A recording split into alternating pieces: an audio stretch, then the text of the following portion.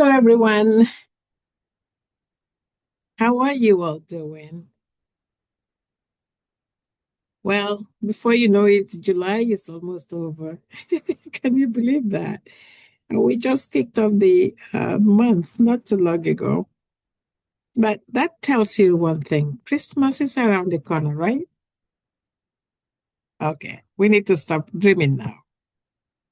This is your hostess, Dr. Marcellina and NDISCO'S, bringing you, uh, to discussions about another um, topic that um, we consume.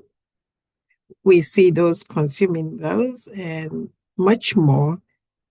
Um, but we don't think much about it. Okay. And before, let me put this out there. I used to add some pictures to show people what things look like. But, I think that was a little bit of spoon feeding. So the homework for you or the assignment is when I give you such a topic, you go deep, do a deep dive into the information superhighway and see if you can identify what I just talked about. And so that is how we're going to do it a little bit, so that all the work is not will not rest on my shoulders, but you're going to do part of it also. That's another way of learning more about stuff. Again, I welcome you warmly to this session, Series 3, Episode 42. How in a day? I hope everyone is doing well. So, without wasting your time, let's dig into this because it's going to be really, really a very short episode, hopefully. And so we are today talking about I'll call it liquid for now, that we all love so much. Some people don't taste it, don't touch it, but some of us do, is the palm wine. It is the type of product that many people love, but sometimes we don't really know much about the details of it. So let's get in and know a little bit about our little palm wine. Okay. The question now is it good or bad for you? Again, it depends on who you ask. And some people will not even think about the bad aspect. They're just like, it's all good. It's palm wine. I don't blame them because we all say that. But, how good is good? What are their benefits to this thing? Or is it all bad? Nothing is all bad. Nothing is all good. It all depends. So let's get into that it all depends phrase that we always use and see what goes. Okay. So what is it? We always find that it's a traditional alcoholic beverage. It is alcoholic. That's why people think it's not. It's not. It is alcoholic beverage. It's made from the fermented sap of various species of the palm trees. And also, it's not just popular in Africa. It is also popular in Asia. It is also found in South America, but known by the several local names out there. Okay, so that is what the palm wine is. The sap is known for its sweet taste, tangy taste as well, that becomes more sour as it ferments. So the moment it starts getting longer, like within a few minutes to hours of getting this sap, it tastes good. But then after some hours, the fermentation sets in and it's start getting really a little bit on the fermented side. The composition, where did it come from? Many people, again, we call it palm because it comes in palm tree. But some people don't even realize that some other nations or some other regions get it from the bamboo tree, which is some people call raffia tree. Some, believe it or not, get it from coconut. And of course, there is the species or the type that is got from the oil palm tree. So collectively, they just call it the palm wine. It ferments naturally due to there is airborne yeast that really mixes up with all the sap, creating a milky, cloudy, white, like frizzy drink. And some of them have the dredge in them, or what we call the pulp aspects into them, but some don't have that.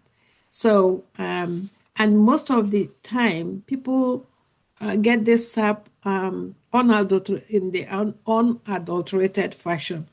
But we also hear some people adding some kind of stuff to it, which doesn't make sense. But it is what it is. Um, so, um, when is this used? When is this, when do people get to consume this?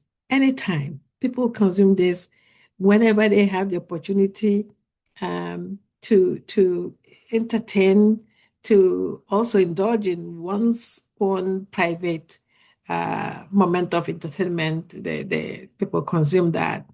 But it's also used in social and ceremonial aspects, or context most of the time. Um, People have found that this product has low to moderate alcohol when it is freshly tapped. So we are talking about 2 to 4% of alcohol, just like in beer, dependent on fermentation time, because the longer it stays after fermentation, or sorry, after the product is brought down and allowed to ferment. Oh, that's what is just heavy in my mouth. Ferment, it starts getting stronger. So 2 to 4% alcohol, like I said, like in beer, when it's fresh. But 15%, 7 to 15, like some documents have said, or more if left to ferment longer. So you got that. No. So are there any benefits? But before we go to that, let's talk about the fermentation period. We understand that the fermentation begins almost immediately after the collection. So when it's still in the tree, in whatever form it is, before it's tapped by the palm wine tapper, nothing happens. But then the moment it gets down, it begins to the alcoholic content begins to get stronger after that, turning the sweet sap into a stronger fashion to that.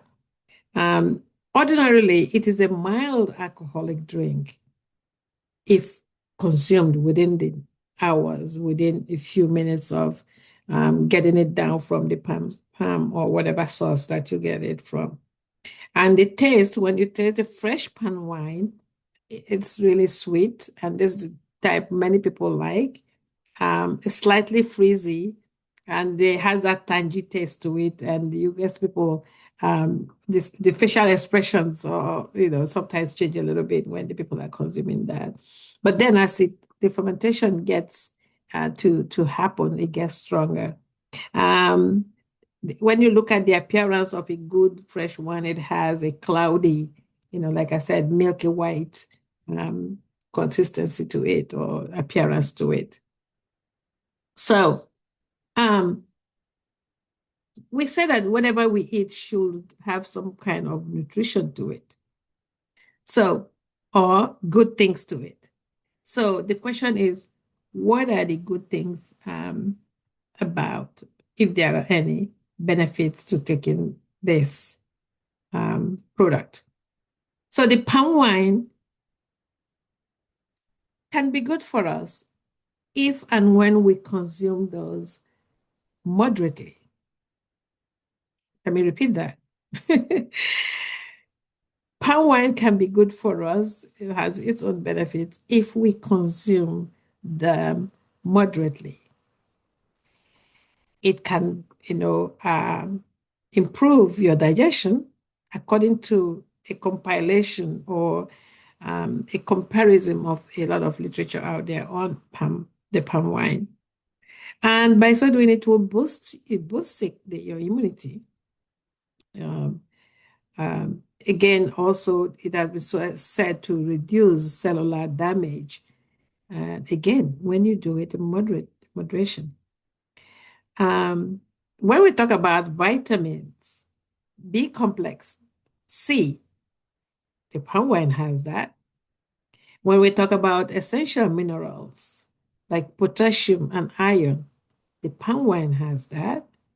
Then, because of all these components, it also acts as an antioxidant. So it helps break down um, the stuff that you have consumed. So that is what leads to gut. We call it the gut healthy probiotics. That is that part of palm wine that is good. The potassium that is found naturally in the palm sap helps regulate your blood pressure. Can you imagine that? Which may support also your healthy circulation. So it also improves circulation or helps circulation when consumed occasionally. When consumed occasionally. Okay.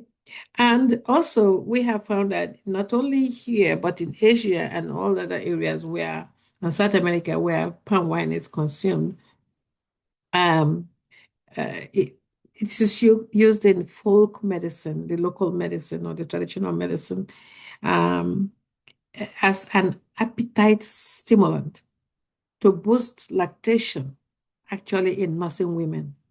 Okay, so I've seen some people say, "Oh, you are not a woman, you can't drink palm wine." Well, literature says you can, but in moderation. Okay, and it not only promotes the boosting lactation for these women, it also promotes healthier skin, healthier hair, and more. So, people figure. Okay.